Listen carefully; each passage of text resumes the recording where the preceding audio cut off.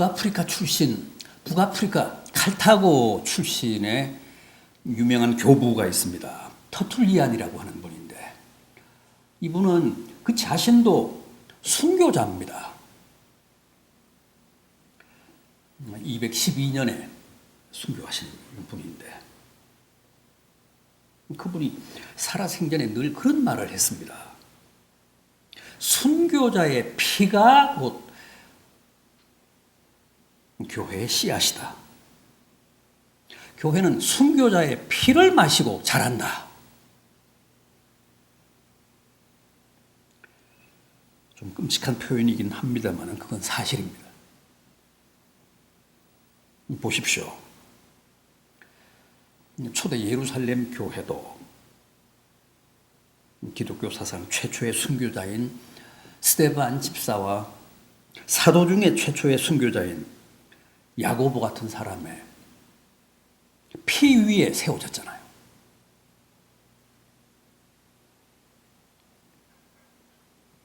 로마 교회도 마찬가지입니다.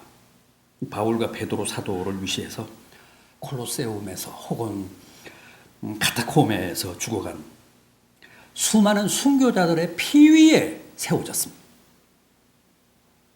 그 피를 마시고 자랐습니다.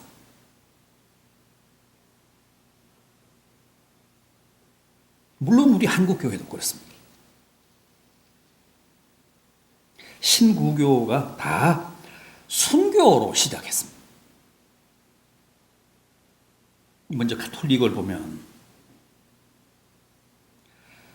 1784년 당시 통역관이었던 김버무의 집에서 조선 천주교회가 창립이 되는데, 이게 바로 한국 가톨릭 교회의 공식 기원입니다.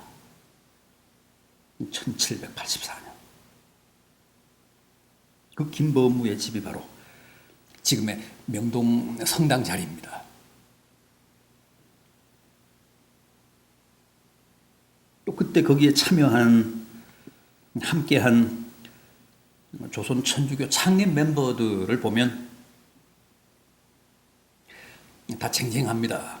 이벽, 이승훈, 정약용, 정약전.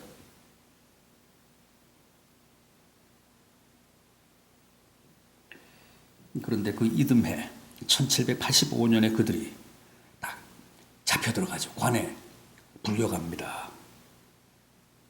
서양의 그 사교 집단을 결성을 했다고 누가 신고를 해서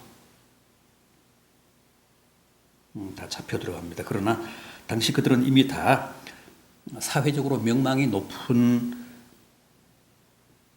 인물들이었고 양반 출신들이었기 때문에 풀려납니다. 다만 김버무만, 이 사람은 역관 출신, 번역관 출신의 중인이잖아요. 양반이 아니었습니다. 그래서 그 김버무만 모진 고문을 당하고 감옥에 갇혀 있다가 저 유배를 갑니다. 경남 밀양 단장이라는 곳으로.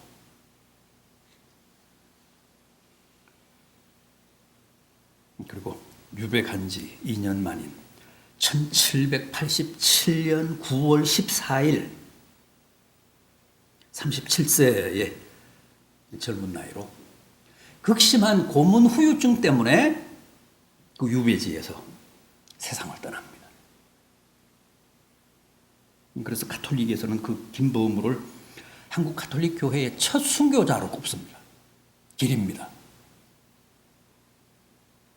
보통은 김대건 신부가 첫 순교자라고 알고 있지만은 그렇지 않습니다. 김대건은 조선인 신부로 최초 순교한 사람이고, 순교한 시점도 김버무보다가 59년 뒤인 1846년이었습니다.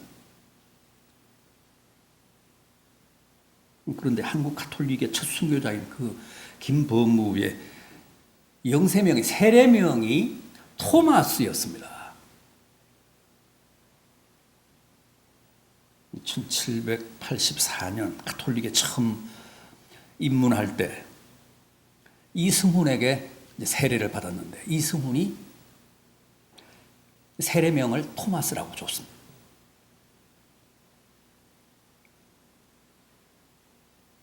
자, 그럼 이번에는 그로부터 정확히 100년 뒤에 출범한 우리 개신교 쪽으로 한번 보겠습니다. 우리 개신교사의 첫 순교자는 누굽니까? 신기하게도 역시 토마스죠. 영국인 선교사 토마스 목사가 한국 개신교사의 첫 순교자입니다.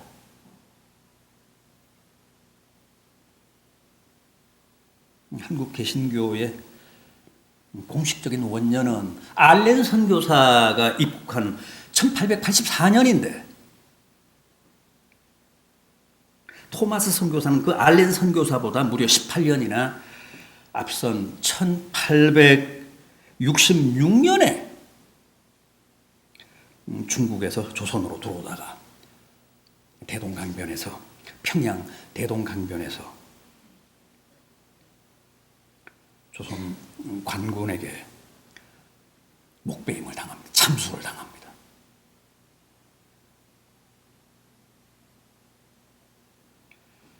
그러니까 토마스 선교사는 한국 개신교가 미처 출범하기도 전에 이미 순교부터 당한 겁니다.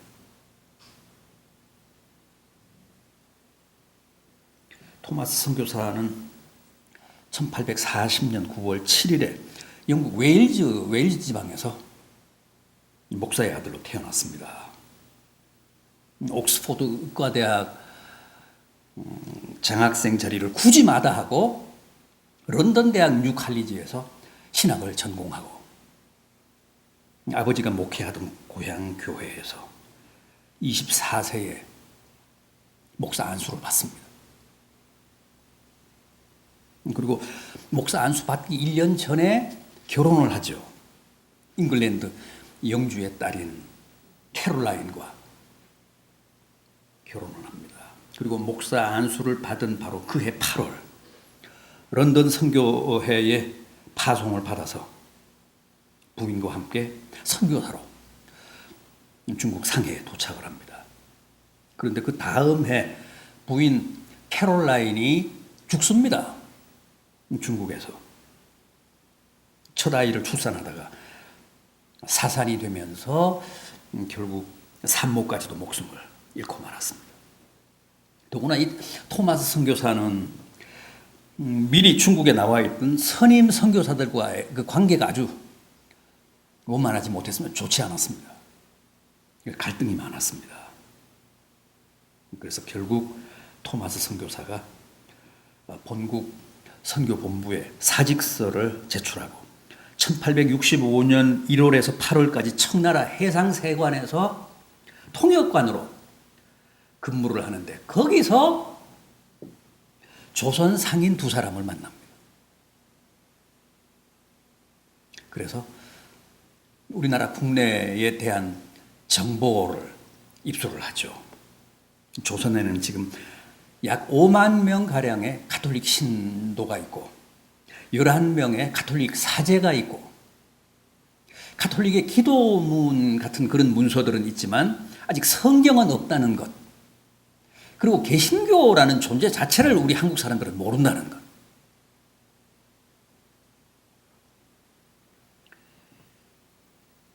조선에 대한 이런 정보는 토마스를 대단히 흥분시켰습니다. 시간이 흐를수록 조선이야말로 자기가 꼭 가야 할 새로운 선교지라는 확신이 생겼습니다.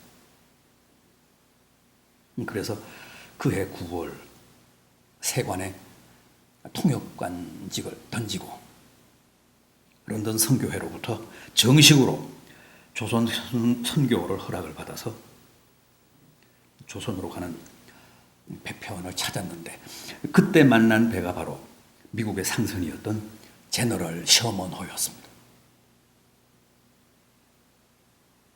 1866년 8월 9일 로버트 토마스 선교사는 조선행 선교 여행길에 오릅니다. 제너럴 셔먼호는 중국에서 출항한 지 일주일 만에 대동강 입구인 용강 주영포에 입항을 해서 거기서 다시 평양 쪽으로 대동강을 거슬러 올라가다가 8월 27일 평양 한사정에 정박을 하고 조선과의 통상을 요구합니다. 우리와 거래하자. 그런데 그때 조선은 대원군의 쇄국 정책으로 외국인에 대한 감정이 극도로 나쁠 때였습니다. 결국 조선 관군들과 무력 충돌이 발생을 했죠.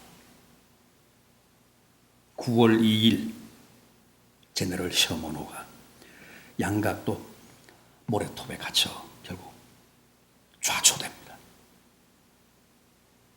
토마스 선교사는 불타는 셔먼호 갑판 위에서 중국에서 가지고 온 성경을 다 강가로 내던지고 마지막에는 한 권을 자기 가슴에 품고 강물에 뛰어내렸는데 결국은 조선군에게 생포되어 강가로 끌려 나옵니다.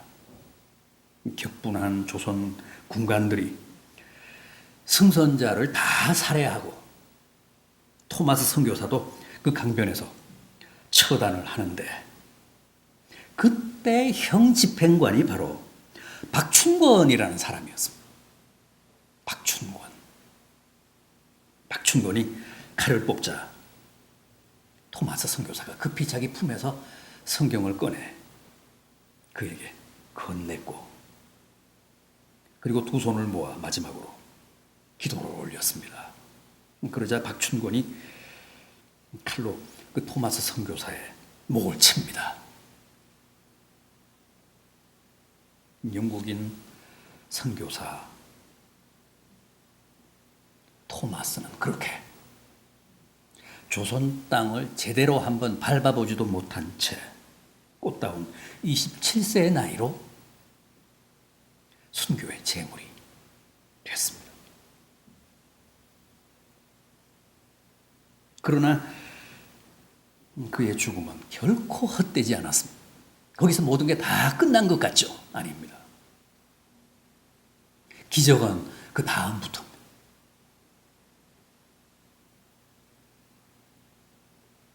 그에게 성경을 받고 목을 친 박춘권은 그로부터 33년이 지난 1899년에 평양교회의 영수가 장로가 됐습니다. 또 토마스 선교사가 던진 성경을 받았던 장사포의 홍신길은 후에 서가교회를 설립했고 석호정 만경대에서 성경을 받은 최치량은 후에 평양교회를 설립했습니다. 또 받은 성경을 뜯어서 벽지로 사용했던 영문주사 박영식은 후에 자신의 집을 널다리 교회로 제공했습니다. 그리고 평양은 해방 전까지만 해도 한국의 예루살렘이라고 했을 만큼 개신교가 가장 융성했던 한국 기독교의 한국 개신교의 중심지였습니다. 한국 최초의 신학교도 1901년에 설립한 평양신학교였습니다. 초기 우리 한국교회 지도자들도 다 그 평양신학교 출신들입니다. 지금 우리 교단의 장로의 신학대학도 바로 그 평양신학교 후신이잖아요. 그래서 올해로 창립 121주년이 됩니다.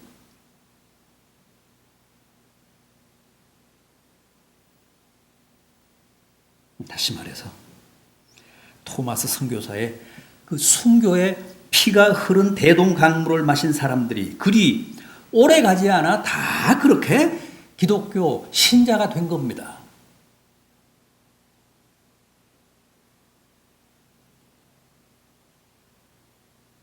토마스 선교사가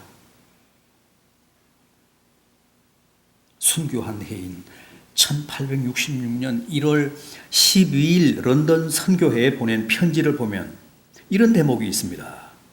바다 건너 조선이라는 나라에 선교사가 한 명도 없다는 사실이 너무도 안타깝습니다. 꼭 저를 그리로 보내주십시오. 제가 가겠습니다. 가서 그 땅에서 죽겠습니다. 제가 이런 순교의 각오가 돼 있으니까 저를 꼭 그 땅에 보내주십시오. 그랬던 겁니다. 제가 가서 그 땅에서 죽겠습니다.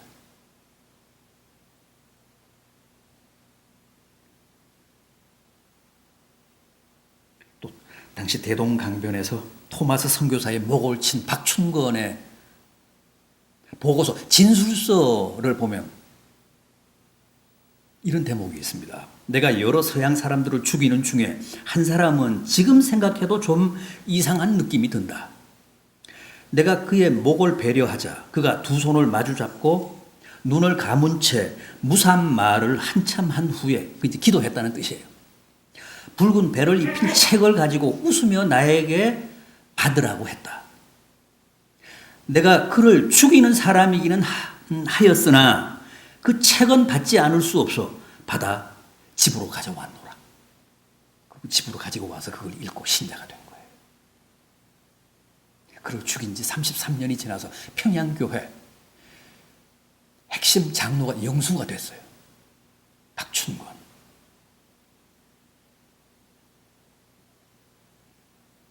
얼마나 놀랍습니까?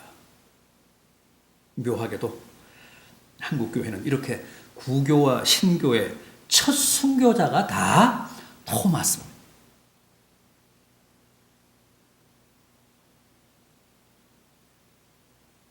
토마스의 순교의 비위에 우리 한국의 구교와 신교가 세워졌습니다.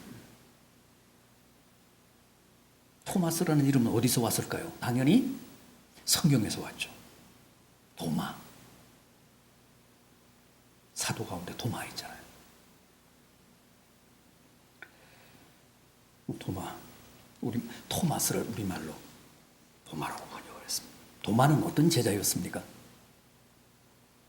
참 의심이 많았던 회의주의자, 실증주의자였죠.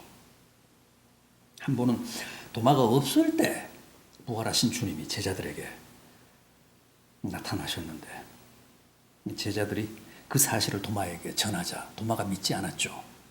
뭐라고 했습니까? 내가 그의 못자국에 내 손가락을 넣으며 그의 옆구리에 그 창자국에 내 손을 넣어보지 않고서는 결단코 믿지 않겠다.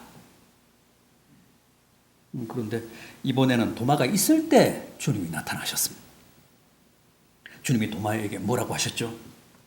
네 손을 내밀어, 네 손가락을 내밀어 내 손에 넣어보고 네 손을 내밀어 내 옆구리에 넣어보라. 그리고 믿음 없는 자가 되지 말고 믿는 자가 되라. 그때 비로소 도마가 주님 앞에 엎드려 당신이야말로 나의 주님이시오 나의 하나님이십니다. 그렇게 고백합니다. 그때 주님이 뭐라고 하셨죠? 너는 나를 본고로 믿느냐? 보지 않고 믿는 자가 복되다. 그 후에 도마는 태국 파티아와 인도 남동부인 코르만델 지방에서 선교하다가 결국은 그 인도에서 순교합니다. 원주민들의 창에 희생이 됩니다. 그래서 인도 남부에는 토마스와 관련된 성지가 많습니다. 자, 그럼 이번에는 다시 초대 예루살렘 교회 사정을 한번 보겠습니다. 사도행전 12장 1절 이하입니다. 제가 읽겠습니다. 사도행전 12장 1절 이하 좀 길게 제가 읽겠습니다. 12절까지. 그때에 헤롯 왕이 손을 들어 교회 중에 몇 사람을 해하려 하여 요한의 형제 야고보를 칼로 죽이니 유대인들이 이 일을 기뻐하는 것을 보고 베드로도 잡으려 할세 때는 무교절 기간이라 잡음에 옥에 가두어 군인 내식인 내 패에 맡겨 지키고 유월절 후에 백성 앞에 끌어내고자 하더라. 이에 베드로는 옥에 갇혔고 교회는 그를 위하여 간절히 하나님께 기도하더라. 헤롯이 잡아내려고 하는 그 전날 밤에 베드로가 두 군인 틈에서 두 쇠사슬에 매여 누워 자는데 파수꾼들이 문 밖에서 옥을 지키더니 호련히 주의 사자가 나타나매 옥중에 광채가 빛나며 또 베드로의 옆구리를 쳐 깨워 이르되 급히 일어나라 하니 쇠사슬이 그 손에서 벗어지더라. 천사가 이르되 띠를 띠고 신을 신으라 하거늘 베드로가 그대로 하니 천사가 또 이르되 겉옷을 입고 따라오라 한대 베드로가 나와서 따라갈새 천사가 하는 것이 생시인 줄 알지 못하고 환상을 보는가 하니라.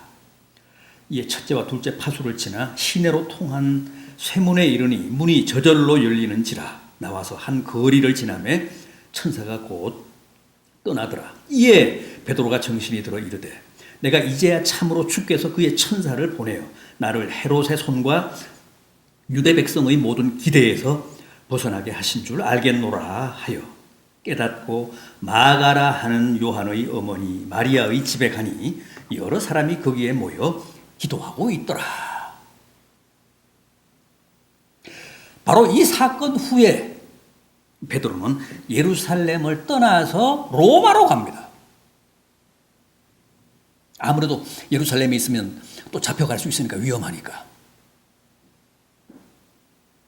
당시 로마에는 이미 바울의 영향으로 교회가 조직되어 성장하고 있었고 로마 황제들의 기독교 박해도 갈수록 더 극심해지고 있었습니다.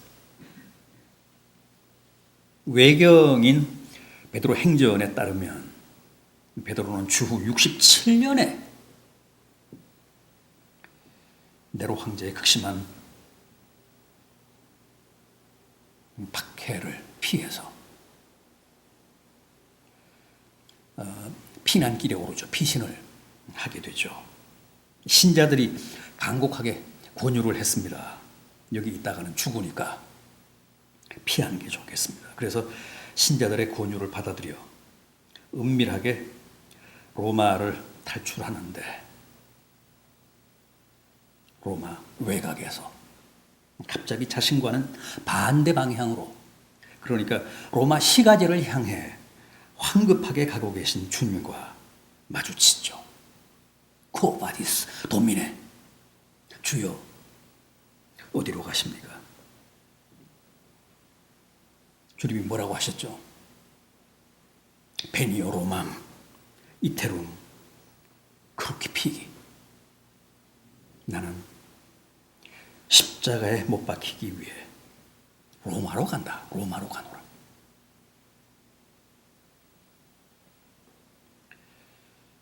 베드로가 거기서 통곡을 하며 아닙니다. 주님, 제가 잘못했습니다.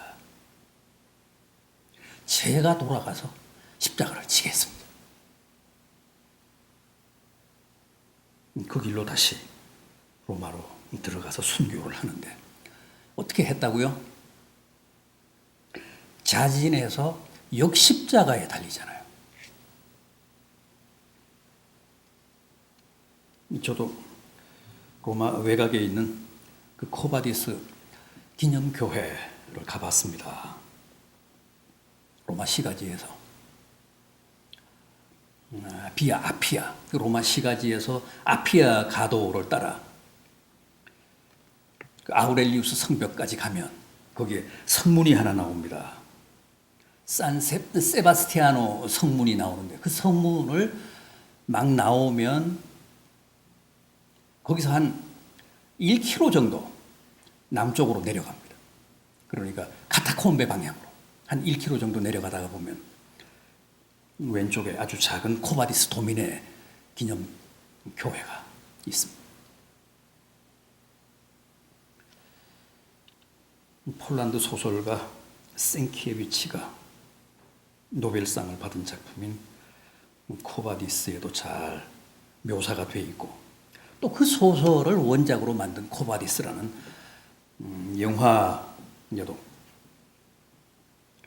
잘 나오듯이 베드로는 나 같은 죄인이 어찌 주님과 같은 모습으로 십자가에 달릴 수 있겠느냐며 제발 나를 거꾸로 십자가에 달아주시오. 그래서 결국 거꾸로 십자가에 달려서 순교하는데, 오늘 제가 소개해드린 이 요한복음 본문이 바로 베드로의 그런 최후를 주님이 미리 암시하시면서 예언하신 말씀이라고 합니다. 본문 18절 이하를 한번 보십시오.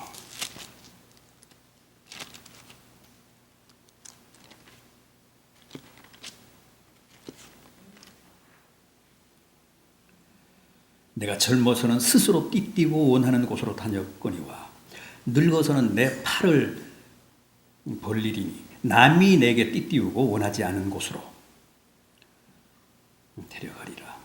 이 말씀을 하시면 베드로가 어떠한 죽음으로 하나님께 영광을 돌릴 것을 가리키심이로라.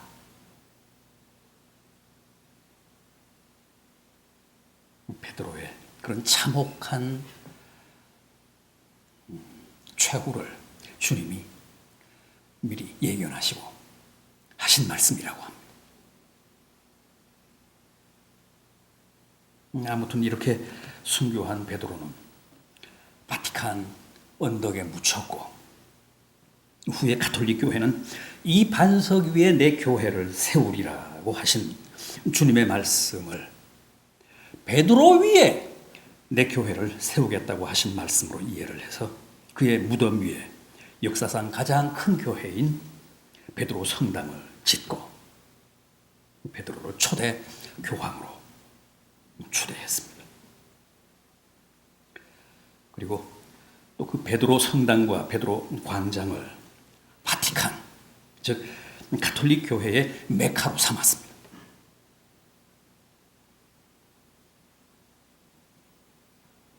물론 우리 개신교는 주님이 말씀하신 그 반석을 인간 베드로로 보지 않고 당시 베드로가 말한 주는 그리스도시요 살아계신 하나님의 아들이십니다라는 신앙 고백으로 이해를 합니다. 그리고 교회는 반석이라는 뜻의 이름을 가진 베드로 위에 세워진 게 아니라 베드로가 당시 고백한 그 위대한 신앙 고백 위에, 그 신앙 고백이 반석이다. 진정한 반석이다. 그래서 신앙 고백 위에 세워진 공동체가 교회다. 우리 개신교는 우리는 그렇게 이해를 합니다.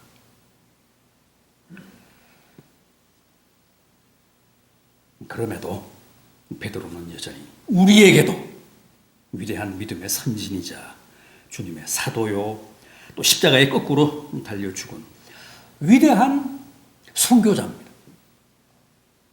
오늘 다시 한번 초대교회 순교자들을 기억합시다. 또 우리 한국교회 초기 순교자들을 생각합시다. 그들의 위대한 믿음과 숭고한 희생정신을 기립시다. 또 우리도 그들의 값진 순교 정신을 충실히 계승할 것을 다짐합시다. 결단합시다.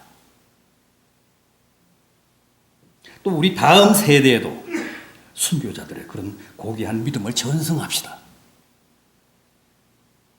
부디 순교 신앙으로 승리하시고 지금 여러분들이 겪고 계신 모든 시련과 고난도 그 순교 신앙으로 다 이기시고 극복하시는 복된 성도, 복된 산 순교자들이 되시기를 진심으로 기원합니다.